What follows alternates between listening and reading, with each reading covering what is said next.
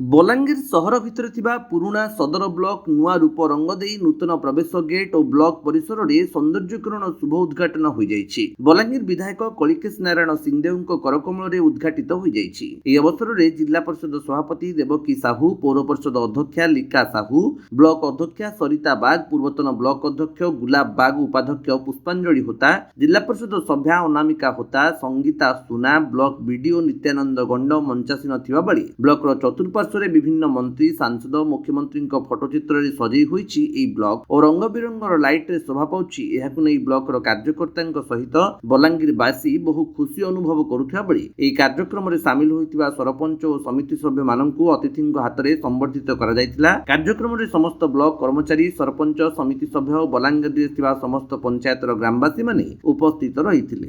ବଲାଙ୍ଗୀର ସଦର ବ୍ଲକର ଅଫିସଟା ବଲାଙ୍ଗୀର ଟାଉନକୁ ଲାଗିକରି ଅଛି, ତେଣୁ बहुत दिन पर गोटे सुंदर कार्य कराई ब्लॉक ऑफिस आउ उचित भी कहीं बलांगीर सदर ब्लॉकटा गोटे मुख्य ब्लॉकटा आ लोक विभिन्न गाँव आसछंती जगह को आसछंती तेणु बेसिक फैसिलिटीज तथा ब्यूटीफुल एनवायरनमेंट पाइबा उचित आ ब्लॉक काम ता भितर निश्चय संगठित हेबो।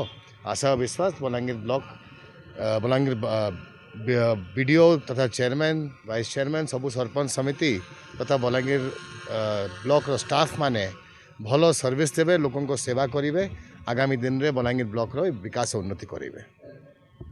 देखुन आज बलांगीर ब्लॉक रो सौंदर्य कारण उद्घाटन दिवस रे समस्त को आज बलांगीर ब्लॉक रो तथा बलांगीर जिल्लार समस्त जनसाधारण को अभिनंदन तथा शुभेच्छा जनामी।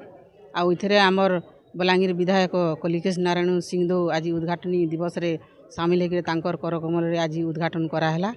से लगी बहुत बहुत धन्यवाद देमी। आउ सौंदर्यकरण बलांगीर ब्लॉक रो इटा हेबार लगी मोर भी एटा प्रतिश्रुति थिला जे मुई जते बेले चेयरमैन पीरियड के आसली मुई सेते बेले चाहिथिली जे बलांगीर ब्लॉकटा बहुत मात्रा सौंदर्यकरण करा जाऊ आउ बहुत भल से हो बोलिकी मुई चाहूली। आउ इटा सेटा ई पूरणटा दाबीटा पूरण है आज से मुई बहुत खुशी अच्छे।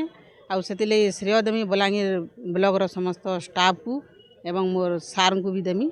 आउ बलांगीर आहरी उन्नति हो, बलांगीर ब्लॉक रो उन्नति हो, इथिर समस्त को आहरी धन्यवाद देकरी समस्त को शुभेच्छा। बलांगीर अंजु पृष्टि रिपोर्ट, विश्व विजयी न्यूज ओडिशा।